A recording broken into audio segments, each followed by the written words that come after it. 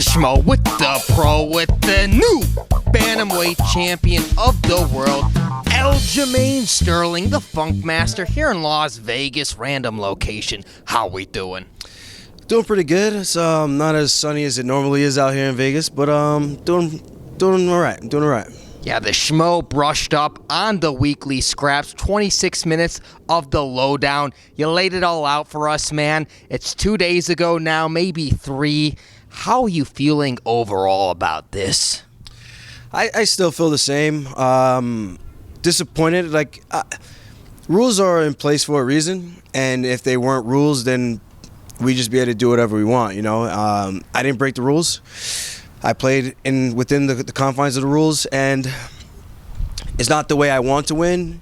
I'm not happy with it by any means. Definitely disappointed. It's not what I envisioned, and I just hope, you know, the next one we could make it right and get some validity there, you know, and obviously make some adjustments with my training because I was in phenomenal shape, and then for that performance, all those mistakes I was making, it was ugly. I was laughing at myself for making half those mistakes that I made. It was kind of silly. Yeah. What injuries did you sustain in the fight? I know they brought you back for the hospital. They did some scans on you. They gave me a CAT scan, and apparently people think CAT scans are supposed to tell you if you have a concussion, which they don't. So all my Russian fan trolls, doctors out there, you guys don't know what you're talking about. A concussion is not scanned from a CAT scan. That's not how you judge the concussion scale. It's not, every concussion is different. Everyone is different with how they respond to everything, and being able to read Twitter and give my thoughts on what I was going through does not mean you're not concussed. I don't even understand how the two is even on the same equation. Like, there's not the same. One doesn't, it's not a direct correlation, so to speak. But yeah, it's unfortunate, man. I'm excited about everything, but definitely just bummed out because this is not the way I want to win, and I hope we get to do it again and really just prove who is the better man. Like, I will say the fight was getting ugly, and like I said, I was tired. That was not the best version of myself, and for how I performed, I was happy with it. In terms of how I felt going into the fight, I didn't feel good. You know, no excuses. Jan was starting to get the better of me, but look at the stats. It was a competitive fight. Like, he was throwing me around in terms of me making the mistakes for him, throwing slow spinning elbows and standing there so he could just trip me. He didn't do anything special like him setting up the takedowns, like, oh, I got you in the clinch and I swept you off your feet because I'm so skillful. It's what I gave him. I gave him gifts. All he had to do was unwrap it. And like I said, I'll make those adjustments. And the next one, I think this is kind of a blessing in disguise in hindsight, that I can get a better performance and really show the world like what I can do. That first round, I should have been able to do that for 5 rounds, no problem. In the infamous words of Helen Yee Sports, you didn't want the belt, but the belt wanted you. So realistically, when would be the soonest you could step in there for this much anticipated rematch?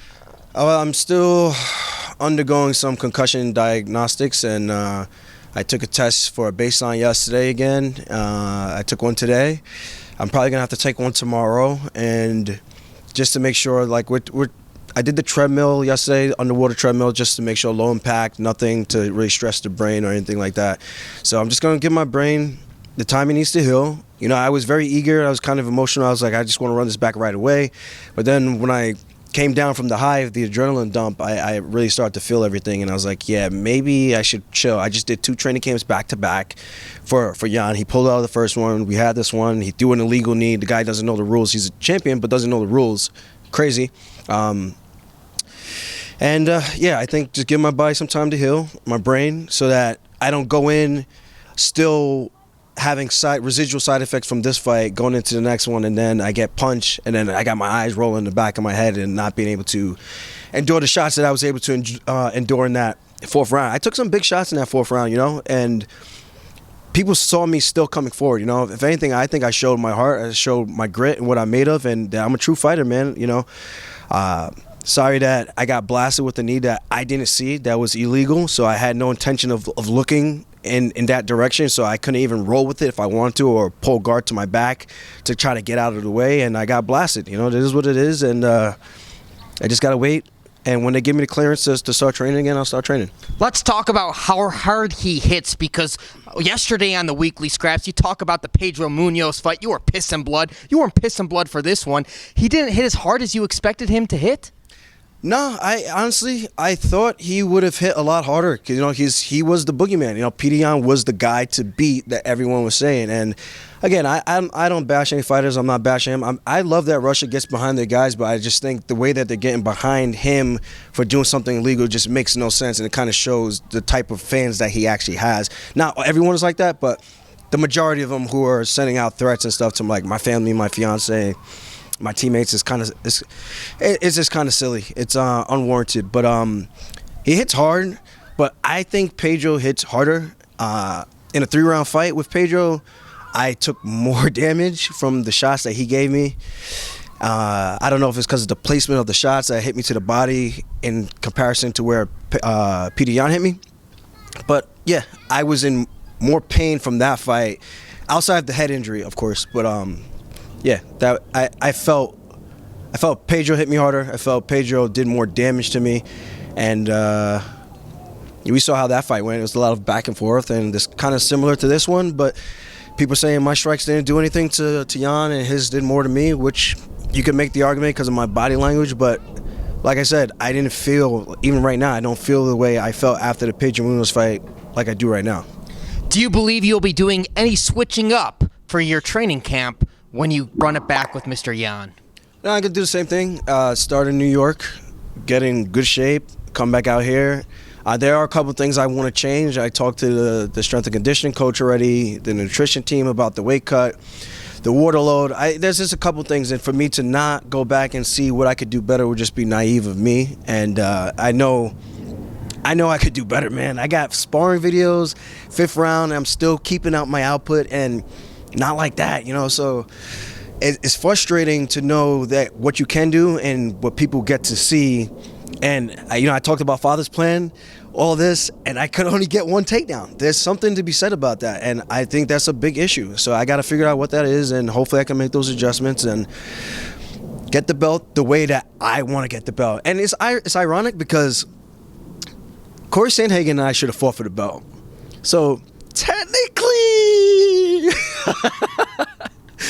yeah, it is what it is, I guess the one thing I can say that is a positive is the next fight I get treated as a champ technically, and so I get a little bit more money if it's on a pay-per-view. So I'm happy about that. You can't be too bummed out about everything. Obviously, I didn't ask for the belt. I thought it was going to be a no contest. It wasn't a no contest, and I didn't make the rules. I didn't ask for the belt. I didn't beg for it or anything. I just thought the fight was going to be a no contest.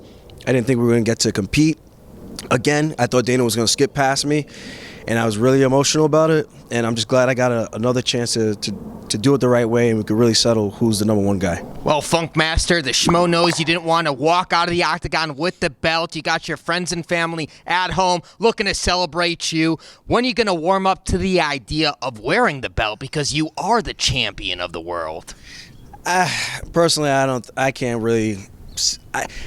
I don't have it in my bone to walk around with the belt. I won via technicalities because Petr Yan decided to disqualify himself like an idiot. But the fight was not like I was winning the 4th round for me to be like, well, I was kind of winning the fight anyway. I was starting to lose that fight, even though I did land 2 head kicks back-to-back before I took that terrible double leg shot to try to push the pace, and then he stuffed it. I was on my knees, and then he threw the knee. It wasn't looking good, so I can understand why people were upset about it, and for me too. I couldn't rightfully walk around with the belt parading around like, hey, look at me, I'm the champ. I mean, I'm the champ by technicalities, but I want to prove it. I want to get it done the right way. Final message for the Funk Bandits out there worldwide. It's a little cold. Just all the Funk Bandits, man. Thank you guys for rocking with me. The real ones know, the real people who actually watch the sport and have ever dealt with any type of brain trauma, they understand. Like I said, these people aren't doctors. These guys are trolls. They're supporters of Petr Yan, and I get it. I respect it, like I said.